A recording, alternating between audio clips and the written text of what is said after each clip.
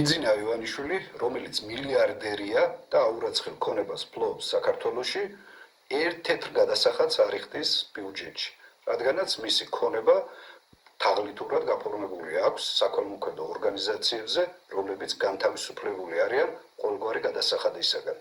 უფრო მეტიც, როდესაც მას დაჭირდა ოფშორებიდან მილიარდიანი აქტივების წამოღება სანქციებისაგან გადამალვა, პარლამენტს მიაღებინა სპეციალური კანონი და საკუთარი თავი განთავისუფლა ყოველგვარი გადასახადისაგან. ეს საბოლოო ჯამში შეადგენს რამდენიმე ასეულ მილიონს, რომელიც უნდა შესულიყო ბიუჯეტში.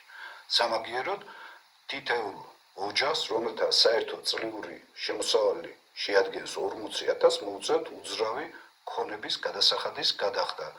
საცხოვრებელი ბინის მიწისნაკვეთის, ავტომობილის და ეს შეეხება პრაქტიკულად ყველა ოჯახს, გარდა სოციალურად დაუცველებისა და საკმაოდ მძიმე საგადასახადო ტვირთია. ეს მილიონები ამოღებული მოქალაქეებისაგან მოხმარდება აი ამ გაქსუებული ფენის, გაზრდილ ხელფასებს, პრემიებს, ფუფუნებაში ცხოვრებას.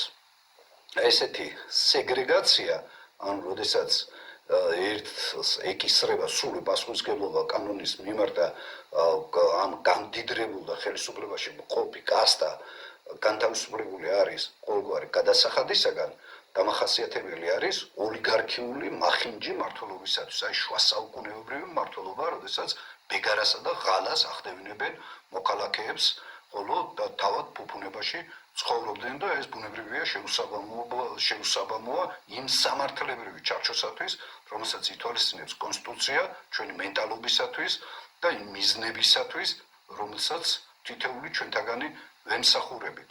ამიტომ გარდაუვალ აუცილებლობას წარმოადგენს ამ ბანდის ჩამოცილება ხელისუფლებიდან, სხვა შემთხვევაში ჩვენ მონა მოსამსახურებლად გვაქცევენ თითოეულ ჩვენთაგანს, ან გვაიძულებენ დავტოვოთ ეს ქვეყანა. ამდენად დარწმუნებული ვარ, ჩვენ ამ მიზნებს მივაღწევთ და საქართველო აუცილებლად გაიმარჯვებს და თითოეული მოქალაქე თანასწორი იქნება კანონის წინაშე და დაცული იქნება მისი ინტერესი.